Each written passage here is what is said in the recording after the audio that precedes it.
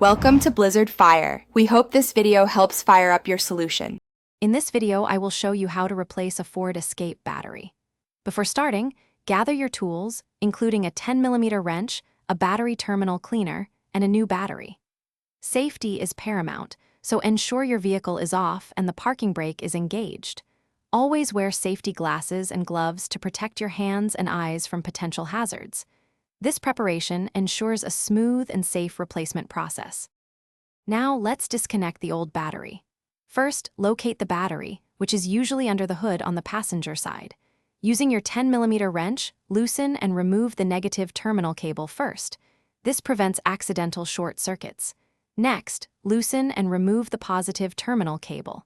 Finally, unfasten any battery hold-down clamps or straps that secure the battery in its tray. Carefully lift out the old battery. With the old battery out, it's time to install the new one. Before placing the new battery, clean the battery tray and the terminal clamps thoroughly with a wire brush to ensure good contact. Carefully set the new battery into the tray, making sure it sits securely. Now, connect the positive terminal cable first, tightening it firmly. Then, connect the negative terminal cable and tighten it as well. Reattach any hold-down clamps. You're almost done.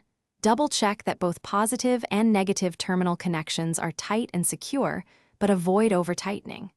Apply a thin layer of anti-corrosion grease to the terminals to prevent future buildup and extend battery life. Start your vehicle to confirm everything is working correctly.